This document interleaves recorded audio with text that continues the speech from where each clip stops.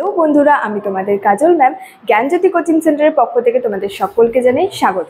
তো বন্ধুরা, আমি তোমাদের ইউনিভার্সিটির অন্তর্গত মেজর হিস্ট্রি সাবজেক্টে আজকে যে টপিকটি নিয়ে চলে এসেছি সেটি হচ্ছে প্রাচীন গ্রিসের যে বাণিজ্য ছিল সেটি। আলোচনা শুরু করার আগে তোমাদেরকে ছোট্ট একটা ইনফরমেশন দিতে চাই। তোমরা যারা আমাদের কোচিং সেন্টারে এখনও যুক্ত হওনি কিংবা যুক্ত হতে চাইছো, তারা উপরে দুটি নাম্বার দেখতে পাচ্ছ, 6295916282 এবং 7076398606। এই দুটি নাম্বারের মধ্যে কিন্তু যে কোনো একটি নাম্বারে যোগাযোগ করে কিন্তু আমাদের সাথে যুক্ত হয়ে যেতে পারো। তো বেশি দেরি না করে আজকের টপিক সম্পর্কে কিন্তু আলোচনা শুরু করছি।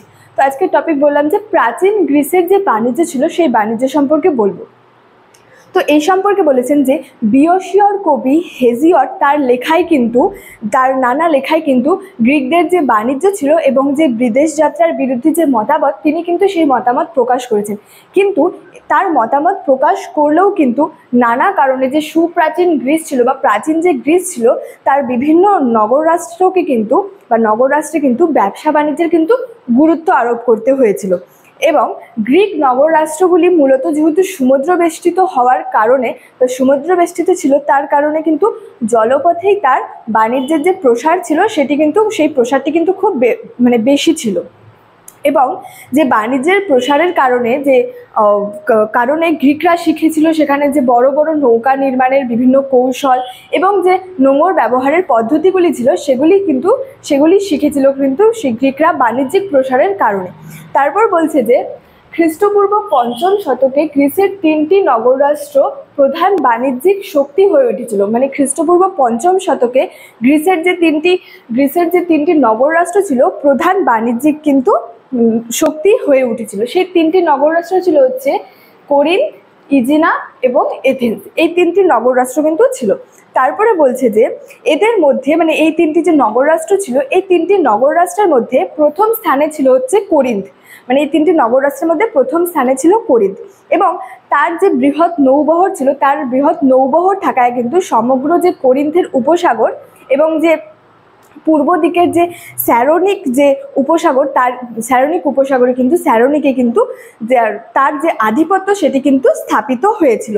এবং সিসিলির সঙ্গে কিন্তু এই কোরিন্থের একটা ঘনিষ্ঠ সম্পর্ক ছিল বলে কিন্তু জানা যায়। অন্যদিকে বলছে যে ইজিনা তার যে অনুর্বর ভূমির কারণে কিন্তু প্রথম থেকেই যে বাণিজ্যমুখী হয়েছিল। ইজিনা তার যে অনুর্বর ভূমির কারণে কিন্তু সে প্রথম থেকেই কিন্তু বাণিজ্যমুখী কিন্তু হয়েছিল।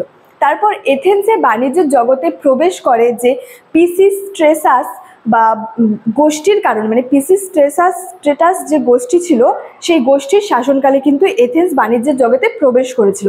এবং এথেন্স অভ্যন্তরীণ ক্ষেত্রে কিন্তু যে শান্তি স্থাপিত করেছিল বা শান্তি স্থাপত্য হলে পরবর্তীকালে কিন্তু এথেন্স ইজিনাকে সম্পূর্ণরূপে কিন্তু ধ্বংস করেছিল। এবং গ্রিসের যে বহু ক্ষেত্রে যে উৎপাদনকারীরা সরাসরি কিন্তু বিক্রেতার কাছে কিন্তু পণ্য বিক্রি করতে পারত। এবং কখনো কখনো সেই উৎপাদকরা বড় কোনো মেলার প্রাঙ্গণে বা প্রদর্শনীর মাধ্যমে কিন্তু তারা কখনো কখনো আবার বলেছে যে কখনো কখনো উদ্যোক্তারা যে বড় কোনো মেলার প্রাঙ্গণে প্রদর্শনীর মাধ্যমে আবার কখনো কখনো ঘুরে ঘুরে কিন্তু পণ্য বিক্রি করতো।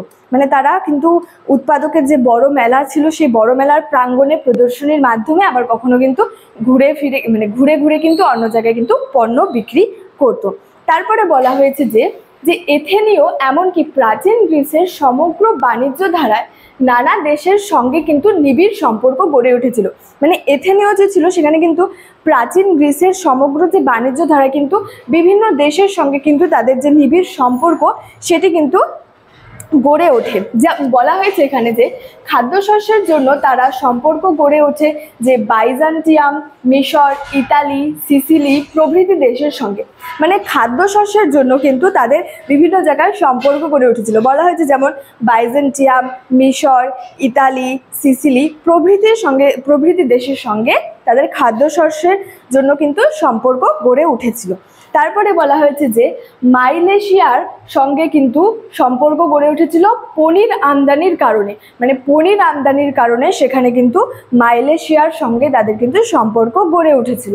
তারপরে বলা হয়েছে ফিনিশিয়া ও ইতালি থেকে আসতো মাংস, সেখানে ফিনিশিয়া ও ইতালি থেকে তাদের জন্য কিন্তু মাংস আসতো। তারপরে বলা হয়েছে কৃষ্ণসাগর অঞ্চল থেকে আসতো মাছ, মানে কৃষ্ণসাগর যে অঞ্চল ছিল সেখান থেকে তাদের জন্য কিন্তু আসতো হচ্ছে মাছ।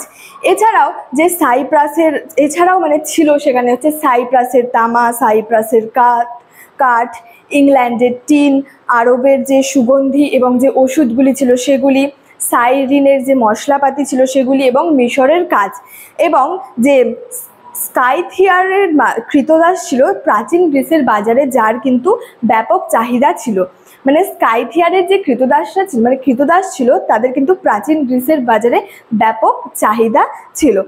তারপরে বলছে হচ্ছে বহির্বাণিজ্য গ্রিস থেকে রপ্তানি হতো সুরা, জলপাই তেল, খনিজ দ্রব্য, পশম, মার্বেল এবং নানা ধরনের চারুকলা। আর পণ্য রপ্তানিতে কিন্তু এথেন্সের যে পাইরিউস বন্দরের যথেষ্ট খ্যাতি ছিল। পণ্য যে রপ্তানি হতো সেক্ষেত্রে কিন্তু এথেন্সের যে পাইরিউস বন্দরের কিন্তু যথেষ্ট খ্যাতি ছিল। তো স্টুডেন্ট, আজকে ছিল আমার এই প্রাচীন গ্রিসের যে বাণিজ্য এই সম্পর্কে আজকের ক্লাসটি। দেখা হচ্ছে তোমাদের সঙ্গে পরবর্তী কোনো একটি ভিডিওতে। ততক্ষণের জন্য তোমরা ভালো থেকো, সুস্থ থেকো, এবং ভিডিওটি কেমন লাগলো আমাকে অবশ্যই কমেন্ট করে জানিয়ে, এবং ভিডিওটি কিন্তু বন্ধুদের সঙ্গে শেয়ার করতে ভুলবে না। Thank you so much, thanks for watching.